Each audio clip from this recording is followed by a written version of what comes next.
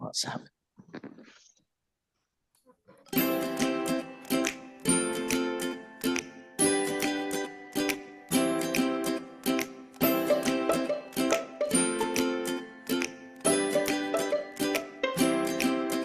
Well, I'm hoping he heard some music there. Nick did tell me he had some music before, but I can't hear any music. I can hear anyway, music. There you go. We've got some I can hear music. So Thank it's a goodness. very, well, it's quite a miserable November evening. Welcome to episode 51 of the Malt Ale Travel Podcast. We've had a bit of a few weeks off, so we thought we'd better get together. So no real script tonight. We've got a few beery tales to talk about, and I just thought we'd talk about Autumnal Tones. So this is the 6th of November recording this. So we've had Halloween, we've had bonfire night, we've had the clocks going back last weekend, and it's certainly getting dark and a bit chilly. Winter is coming, as they say in the north. So how are we, chaps? Are we kind of transitioning into the kind of buckling down for winter, dark ales and warming fires? Transitioning. Yes, although it's after the global warming route, everyone's moaning how cold out. It's like, well, it got soft, didn't it, really? It's a bit bizarre. Well, it's not cold, is it? 9-10 degrees. Bloody hell, it is winter, nearly. Well, I'm finding it's very, this new computer very weird. It's like on an angle. I don't quite know what's going on here. It does seem to have crept up on us, though. I don't know. I mean, weather's been pretty crap for the last few weeks, but it just seems to be this last couple of days that all the leaves have come off. We're sitting around us, all the leaves are off the trees, and it's horrible and damp, and it's a bit cool. And I say it just feels like that move to kind of those darker beers. I noticed that on the Chef Hopcast from last week, and Sean, who was the beer central in the Moor Market, said that Farmers Blue has now become their top selling ale, and he said that's always a good sign of winter. It's only although you can buy it all year round. Apparently they put it in cask this time of year, and apparently that's been their number one. I saw that Timmy Taylor's have got a have a cake. They're doing have a cake for the Remembrance Sunday. Yeah, I've seen it, which again is slightly darker beer. And Samuel Smith's winter beer. I think I've got one of those in the garage still from last year, and that's a very nice tip. Yeah. Again, you don't come across that very often, but all very nice. No, I think I bought you that from Trembling Madness. Very nice. So, and I must admit, I've not been out a great deal over the last couple of weeks, but when I've been out, I have kind of gone a bit to the darker side and quite enjoyed a dark mild or a kind of a dark ale. So we will see. So we'll do the usual quick catch up. Yeah, quick catch up of kind of what we've been up to. Not a great deal of beer news at the moment. I did, Bruce, you'll appreciate this one.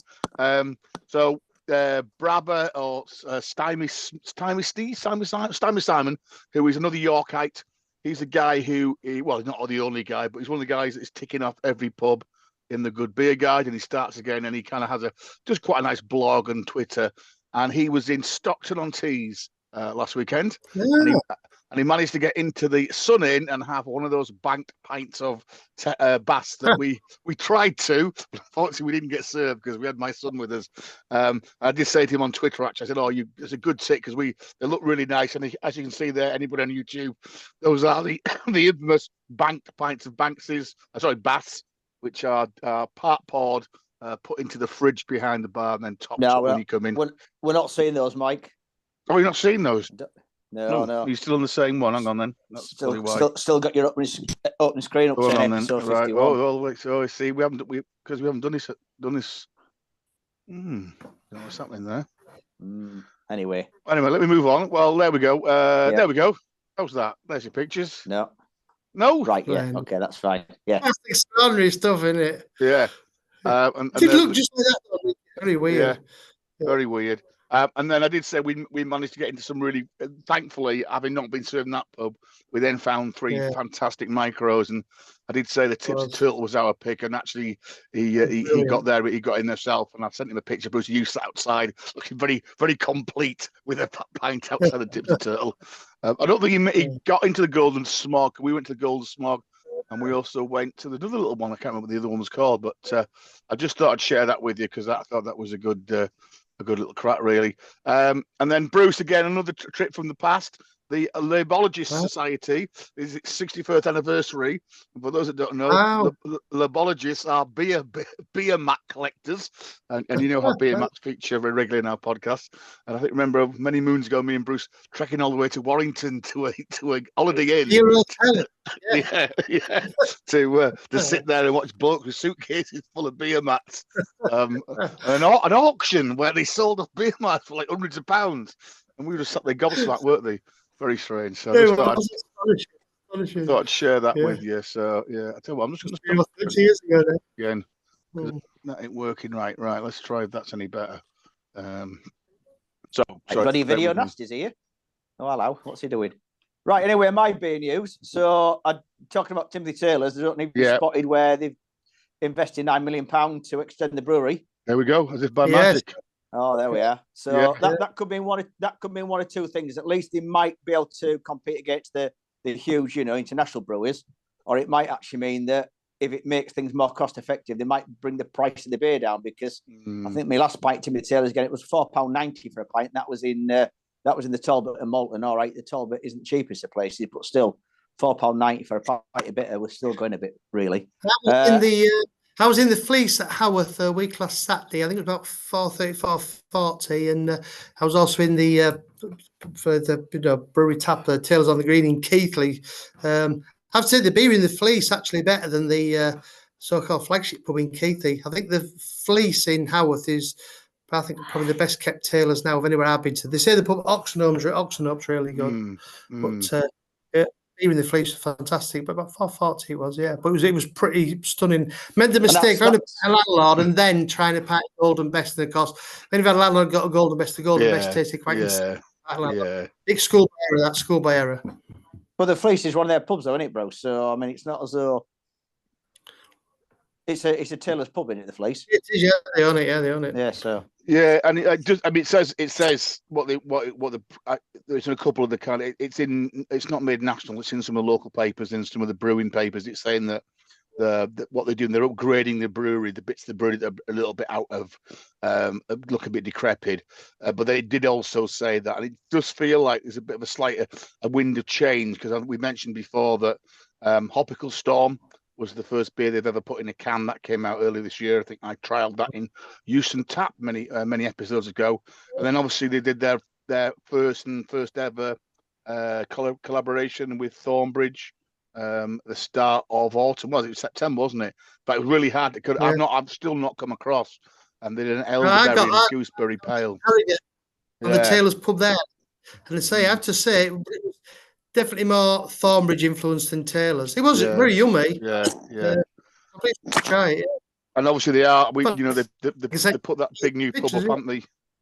They did the big one on the square. That's a big kind of a statement kind of venue pub.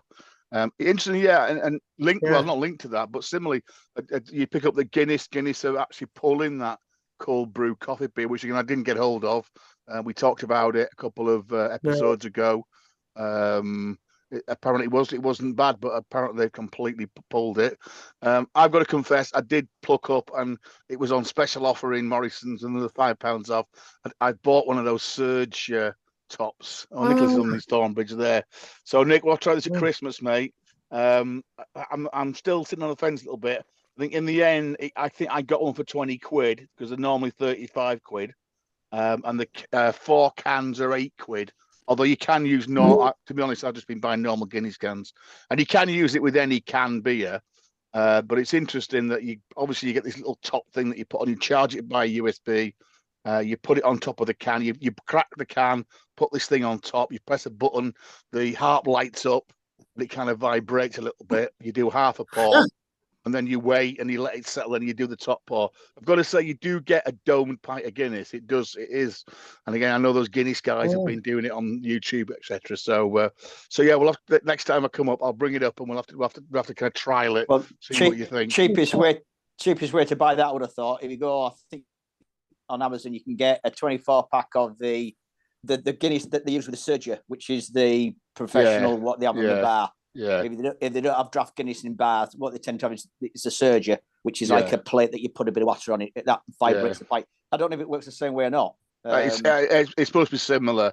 I mean, they are pint cans. So I guess £8 sounds expensive, but then again, it's 4 pints you're getting because they say that it's done so you get a full pint of Guinness, because obviously normal cans are slightly below a pint, aren't they? So yeah, that's. Did you see? Try that one. Did you see Pete Brown's review of the stouts?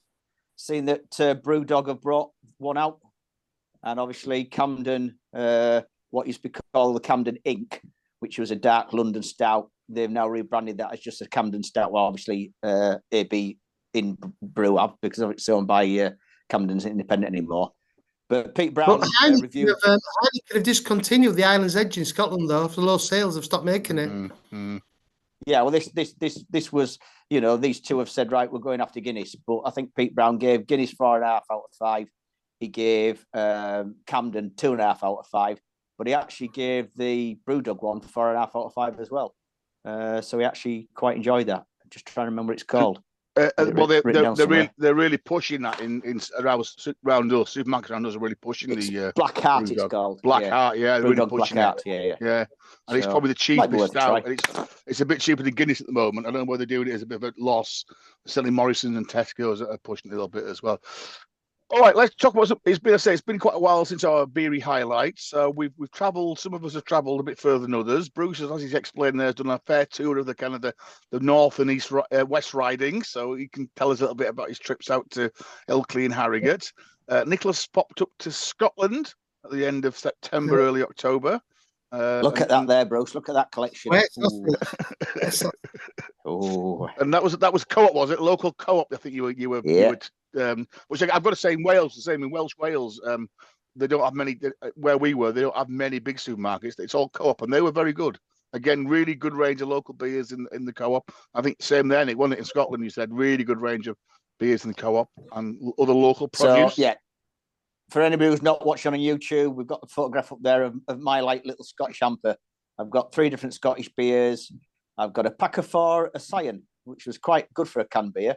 A pack of Tunnock's caramel logs, and then the Scottish breakfast in front with sausage and the square sausage that you get in Scotland. Is it called lawn sausage or lawn sausage? Is that Ireland? Try that lawn sausage. Have you seen the fat that comes out of it if you fry it? It's horrific. You sell it at the Grange Market in Newcastle. I got to try this year, and honest to God, it was like watching your life flash before your eyes. Think if I eat this, I'm a tip is, Bruce, get the beef sausage rather than the pork sausage, because they do beef and they do pork, and the beef's not as fatty as the pork. So the beef delicious. sausage is very nice.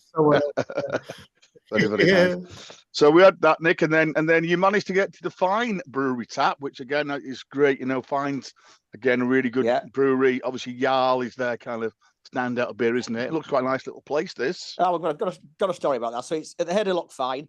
It's been there quite a while, and I must say they had the monopoly. We stopped Loch Lomond and then managed to get up to Auburn, but in the area they had a monopoly. But I suppose that's because they are pretty good beers. So ticking over nicely. It's on a working farm. We didn't see the Highland cows, but the farm as well as brew. The Jarl, I was speaking to the guy behind the bar, and he reckoned that they were the first to use the Citra hop, which I found quite surprising. And when I said, I like Oakhams.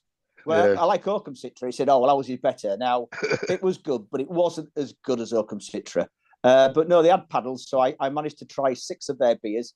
They obviously had, I think 3 or 4 in handful, and all the rest were on keg. Ticking off nicely, quite an international crowd in there, because to be honest with you, it was a bit of a dreich day, as they say in Scotland. Not much else to do up there if the scenery's not sparkling and stunning. So, a few international visitors were around, and they were finding out the tap there. So that was very pleasant. And then managed to tick off one of my bucket list Wetherspoons as well, the one up in Auburn, which is one of the main reasons I wanted to go that part of Scotland, up on the west coast. I haven't been there for a long time. And this is the Corryvreckan, and it's right on the quayside. So you can see the ferries coming in. We won't talk too much about the ferries. Miss Nicola Sturgeon and her uppers there, how much it's cost and how much it will be to get those ferries up and running. But yeah, weather was a bit better. Managed to bag myself a pint of Belhaven 80 shilling for £1.27. Once I took me 50p camera voucher off it. But once again, not a great range of beers in there, but interesting building. It's a modern build, but it's won architectural awards, and the location is absolutely fantastic, really. So that was one I ticked off my my Wetherspoons bucket list. So altogether, yeah, quite a successful little trip up to Scotland, and things seem to be ticking over nicely. So that's a new building, that one in Oban, isn't it? It's not. They haven't. I think they were probably, I don't know, dockside buildings, but it's a new building. That particular Wetherspoons. Yeah. And of course, it is a new build. The Curry Frecken is the whirlpool, isn't it? It's in between. Is it Mull and somewhere else? Mull, isn't it? It's the one that what's his face? Who wrote 1984? What was he called? George Orwell. Nearly drowning. George Orwell nearly drowned in it, didn't he? Yeah, and they take you across it. Very good. Well, I'm going to beat you Wetherspoons pint in a minute, Nicholas. So I can go even better than 1:27 in a minute. So Bruce, tell me about because Bruce has got these at WhatsApp and he eats all his photos and he hasn't sent me any one. So I'm just letting Bruce the blank screen. So come on, where have you been up to, Bruce? I know you've been out and about using up the £10 rail. We got our £10 Northern Rail voucher, of course, on the go. So we other day we set off, went to Halifax, the Peace Halls, which are rather lovely. Yeah. But bit of a beer desert, though, isn't it? A bit of a beer desert, isn't it, around the Peace Halls, if I remember rightly. Yeah. I was even on the spoons down. Yeah, sadly, it is there's no outstanding pub in Halifax. I went to Hebden Bridge for the first time in my life, which was very, very nice. They call it the Brighton of the North. And I have to say, it looks like it's a lovely market town, full of shops, market. But I have to say, Brighton prices, if nothing else. Everything was most huge amounts of talent. One of the pubs, they did send the pictures. You see our WhatsApp's full now. Shoulder and mutton, which was nice. Had a couple of log burners being modernised. Again, not really great deal of beer. What was prevalent though in that part of the world, vocation beer is dominant there. Halifax, Calderdale, they've got these vocational micro pubs. Peace Halls, all vocation. Same around Hebden Bridge. So then we got the £2 bus from Hebden Bridge to Haworth. It's one of the great bus routes in the north of England. I've also wanted to do it. And it was fantastic. The junction was, but at the high we went, it was a thick fog, so we didn't see the outstanding views. But most annoying, especially the bus takes about half an hour, but it stops as the Calderdale pub of the season, as it's the halfway stop. It's the Cross Keys at Peckett Edge, as it's bus stop right outside. And that's just won the awards. So if we go again, we'll have to stop there. The food looked fantastic. Yeah. How even as usual. As I said, but the fleece. We're been actually looking at Christmas House, which is halfway up that road between Hebden Bridge and Haworth, and Peckworth is the one, and then Oxenholme's the other village, and Oxenholme's got two cracking pubs by the looks of it, which I think is 1.5 miles from where this house is. So there's quite wagon well, and horses as well. Yeah. It bodes quite well. They reckon there's always a pungent smell in Hebden Bridge, Bruce. You don't inhale too heavily, otherwise you start seeing fairies and sparkly stars. It felt very much like sort of Brighton being transferred to sort of Calderdale, really. But I've said not an empty shop, loads of independent. It was a thriving market, well worth a visit. And I think there's another decent pub we missed, but we're selling lots of herbs with it, Bruce. Well, there's a little bit of that going on. I think that's moved to Todmorden down. That's Todmorden where all that goes. At least a bit more. It's grown up a bit. Is Hebden Bridge. What's the other one down the road? Sowerby Bridge down the road. It's got quite a nice weather. The train now goes from Leeds and in fact you go to Rochdale, Mithenroyd, Todmorden, Sowerby Bridge, Hebden Bridge. You could have a cracking day out for your £10 on that one. We ended our day at Keith Taylor's in on the Green, which was I like it in there, Millie. I know it's a bit modern, a bit solo. That was such a good crowd of people in, and service was quite good. Because Christine got a cream when it came. The naan was like it was inedible. What they'd done to it. So we pointed out to me, took it away, replaced everything, brought it out brand new. And then we came to pay the bill. They said, "Oh no, that one's free. We've comped you that one because it should have been right first time." So that one's fair game. Yes. So, you still wonder though with these that £9 million of brewery why they don't do something with the brewery.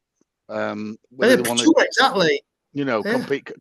Keep that completely. It's and some brewers like that, aren't they? We don't want anybody on the brewery. We want to crack on and we'll have our pubs. Yeah. But I mean, you think the way the busiest places you go to these days are brewery taps, aren't they? Let's be honest. I mean, there are the odd pubs and Wetherspoons are always busy, but the busiest places you come across, certainly for me, are brewery taps. That's where people go these days. It's almost a destination.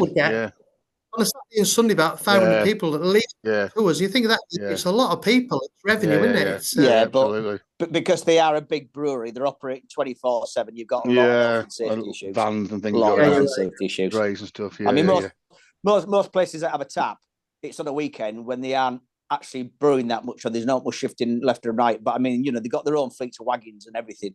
Yeah. So even folks just stepping foot over the threshold, I would think it's down to the health and safety. Yeah, that's true too. Okay. Right, well, there's Bruce's blank page. So let me move on then. So hoping I can move on. So a couple of my little trips then. So I don't think I think last time we were on, I was about to do this. So again, we're still using our £2 buzz. I've got my £10 rail one here, but I don't think we'll get to use it this time. But £2 bus still great. So we jumped on the bus to Shrewsbury from Newcastle on Lyme, and that stops at Market Drayton. Market Drayton is a little bit like Malton in a way. It's a very traditional market town. Still got a cattle market. Still very much kind of built around kind of a central. It's not quite a square. It's more of a. There's a butter. There's one of those old butter markets in the middle, and in fact it was gingerbread day because Market Drayton is famous that it's the home of gingerbread apparently. Oh. So they're having their ginger festival. Unfortunately, as you can see, we got there, it was all right, but by the end of the afternoon, it was absolutely piling it down. It was kind of last weekend in September. So we kicked off. The bus stop is really good because it stops right outside the Wetherspoons, which was the old Hippodrome, and it's quite a nice Wetherspoons. And again, always has a good range of beer in. So we started off in there. We then went to a pub that was opening for the first time that day, which was the William Chester, which is the one top right if you're on YouTube. It's actually the sister pub of the one in the middle, the Tudor House, and the William Chester are kind of owned by the same people. And it was literally that had opened the night before, and me and Finn were the first people in Saturday morning. 3 real ales on. She said, "Oh, we're going to focus on cocktails, but we love ale." So 3 really cracking beers. I think I had a Durham ale, which is really really nice. And if you look on that picture, it's got a fantastic little bit at the back there where you can see it's no coaching thing there, but it's like rather than there's a big courtyard at the back, but then they've kind of just decked all out like the way to the toilets. They've decked it all out and put seats, so it's a really nice space actually. So definitely, if you ever kind of that end of the kind of Shropshire Staffs border, William Chester, well worth a visit.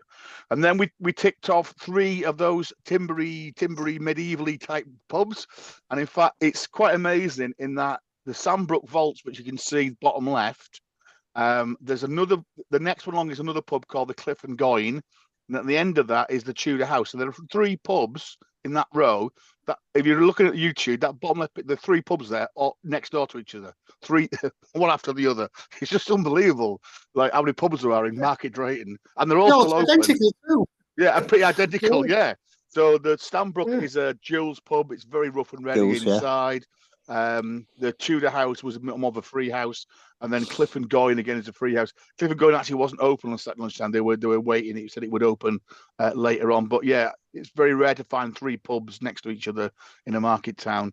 And then we went across the Salopian Star, which is a little bit further down that road. Again, very interesting pub. You'd love it, Bruce. Three tallies, all with different race meetings on. The landlord, that's out, double spread with a racing post and all his bets lined up. So we had to stop. He said, "Do you mind having to watch this race?" Then he got them and served us. And they specialise in, which became a bit of a theme really. They have new brew, apparently called Plan B Brewery. They're from Newport in Shropshire. And the guy said it's not just they change the name every other week, but they also change the name of the beers. He says, so I never really know what I'm getting. He said, so this beer this week's called this, and then last time it came, it was called something else. Same beer. So interesting. We didn't even we did. We put our head in the brewery because obviously Jules' brewery's in Market Drayton. Put our head in, and we just walked out because it was absolutely heaving because of the weather. And there were at least another 6 pubs in Market Drayton that we didn't get anywhere near, so definitely worth a little trip. I don't think you've been, Nick, to Market Drayton. It's definitely worth next time you're up if we get an afternoon. It's a cracking little place. Because isn't that where there's the Thompson's furniture in one of them? Yeah, they've got the brewery have got an interior of a Leeds bank with all Mousy Thompson furniture. They just took it all. They went and took it all down and redone it. And it's a fantastic brewery, actually, a really good tap there. So that was that one. How long a ride is it? It's probably about 20 minutes by car. It's probably about 40 minutes by bus. So it's not bad, Right, not bad at all. So, but there you go, Nick. I can do you on your Wetherspoons. So in Wetherspoons in Market Drayton on that Saturday, they had Spitting Feathers, which is a brewery in Chester, which we know well because they have a fantastic tap down towards the river, a medieval kind of long house, and that was £1.49. So with my 50p off, it was 99p a pint. It's maybe a tad cloudy for yourself because it was triple brew alien. It was kind of a hazy pale. I think it was 4.8%. Bit like this Thornbridge I'm drinking here. Yeah, very similar. Astrid. Astrid, very similar to Astrid. But at 99p, you couldn't go wrong, really, could you? So I don't tend to have a drink with breakfast, but I decided I would do that day. Well, it looks like your lad's got half a Coke there. He's half a Coke, probably more than your beer, was it? Yeah, probably. I think it was actually. Yeah, and then a bit of a change for me, and that's for once I was on the other side of the bar. So it was the Stoke Beer Festival. They normally have it about this time of year. They were planning to have it in one of the old Spode potteries, but unfortunately asbestos and lack of toilets got in the way. So at the last minute, they had to come up with a plan B. So that's why it's called the 39th and a half Stoke Beer Festival and not the 39th, or so I think it should have been 40th. So they had it in a old post office up in Burslem, normal kind of Thursday, Friday, Saturday. So we went up on Thursday and sampled some of the beers ourselves, and then we spent all Saturday afternoon there being volunteers, and it was a great, nice little setup. Wasn't too bad. Good range of ales. I guess the only problem we got stuck on the A to M bar. So we only kind of drank the A to M. Obviously, we drank as much as you wanted. 64 beers they had on, which is pretty good. But as I said to Bruce, unfortunately, could not get away from bloody Osset. So there were 2 Osset beers on, and then 2 rat beers on as well. So you can't go anywhere in the country now without having things. Some interesting ones. Osset doesn't begin with them. No, well, I didn't drink any, to be honest with you. But I say I couldn't get away from them. What was going down well? The Taboo. That was from where's Taboo? Yeah, Crew, which is a Welsh brewery. They were doing a lemongrass beer, which was going down a great storm. The dark beers were going. Creme Brulee was going down very well. Clockwork Orange, quite a lot of dark beers. Woolly Bugger was going down well with the World Cup rugby. That was a Damson Porter. That was going down pretty well. A mix, really, mainly local brews. Uttoxeter, Limestone, Titanic was on there as well. Winkle. So yeah, good afternoon actually, and another set of glasses to fill up the kitchen with, which kept everybody at home really happy. So no, it was a nice afternoon. I'm glad we did it. And then I've just come back from Welsh Wales. Went off to lovely Barmouth and had a very nice couple of days. That was the view from the window. It wasn't quite like that. We were there. Actually, there was some blue sky, and with tornadoes flying down those valleys for some reason, because the RAF liked them. And mainly got stuck into Snowdonian Brewery, which do quite a Purple Moose, which are based in Porthmadog, just to kind of at the bottom of Snowdonia. I know, Nick, I know what you said. Nick said, I think you said, there's often a little bit blanding when you get in Wetherspoons. I know what you mean. And I think this is another good example of when beer is done in its local area, it tasted pretty good. So they have a golden ale. They have an elderflower that's really, really nice. And then I've got to say the dark side of the Moose was quite nice. That was their kind of darker autumnal beer. So quite a few pubs in Barmouth. Again, typical ones, even the ones that are in Watts pub. So I went in one, which is supposed to be really good, called The Last Drop, and all they could offer me was a pint of Directors or a pint of Wainwright. So I actually went for the pint of Directors, which I've not had for many, many years, and it was all right. Sounds like a Marston's pub then. You just expect, don't you, when you're in the kind of Welsh Wales, and you are in Welsh Wales there, you're literally in the middle of nowhere. If it's owned by Marston's, though, they sell their beer, don't they? And then the oldest point was Mirren's Tap there. You can see that was about 2 minutes from where we were staying. Brewery Tap, unfortunately, it closed for 10 days because they were on a holiday. But you do kind of stagger belief, really, that you think, last probably half term, last big holiday before Christmas. Yeah. And they had to go. And I think apparently it's a couple that run the brewery and tap room. So I guess you can't be too bad on them. So yeah, that was a quick roundup of kind of where we've been. I know you two guys are planning a little soiree down towards the Midlands next week. Is that right? Yeah. Monday afternoon. That's the plan. Yeah. That's the plan. Yeah. And then, Nicholas, you're heading off to the Lake District. Joins at all. Just wonder what's going to be up on a Monday afternoon, Bruce. But you what? Just wonder what might be open on a Monday afternoon. I've been checking out the Good Beer Guide, and I'm saying, funnily enough, from Birmingham City Centre, to be honest, seems like a bit of a beer desert. But just ironically, the day you sent it, I sent Michael the article. You'll have to get WhatsApp. Dudley's got the highest concentration of pubs from the National Cameron Historic Pub Inventory. There are 3 stunning pubs, all in Dudley. It's about sort of 10 minutes on the suburban train. I'll try and work out they're all open, but weirdly, only one's in the Good Beer Guide. Some very weird stuff going on that guide now. I mean, how can you have the Good Beer Guide? Nelly's, it's insane. But the Good Beer Guide is on good beer, whereas the National Inventory is on pub interiors, isn't it? So it means that it might be a stunning pub, but you might get crap beer in there still, and that's where the difference is. It is. I mean, one of them is a Wetherspoons, bro. So we know what you know about Wetherspoons. The Black Horse. That's supposed to be one of these mock. That's supposed to be these mock Tudor ones. That's supposed to be absolutely magnificent. Is that one in Dudley? Is that Wetherspoons? No, it's towards the south. It's the south of Birmingham. It's actually called Northfield. It's just on the A38. It's supposed to be absolutely stunning in terms of a example of turn of the century. Mitchell and Butler would have a lot of pubs built in Birmingham turn of the century. And this is a massive, great mock Tudor roadhouse. And I say it's the Spoons. Oh, well, it should be fun to find out. Let's do a little bit of research, have a chat before we go. Well, at least we know the Spoons is going to be open, don't we? This is the problem going to the suburbs is some of these local pubs may not be open on a Monday afternoon. I'll give me a ring at work and I'll spend my time useful at work to see if they're open up tomorrow. Checking them out. Yeah, and anyway, final bit of news. The best, what was voted the best beer, the British Beer Festival, Elland. Their 1892 porter, is it? Yeah, but then again, Green King Abbott Ale was second. Porter was named champion beer of Britain. Yeah, but number two was favourite, isn't it? Green was Abbott, which apparently was specially. Two Green King pub stores in York this week with some Knavesmire and Deramore Arms institutions. Green King bought that, so it's Green King of the new Sam Smiths. Although Sam Smiths are reopening in Winchester. Hey, we've got 3 minutes left. I know. We'll have to go. Very good. So next time we meet up, we'll probably be towards the end of this month. Hopefully, I'll do a couple of pre-Christmas little planners. So we might hear back from their trip down to Brummagem and see how they got on in the land of in the third city.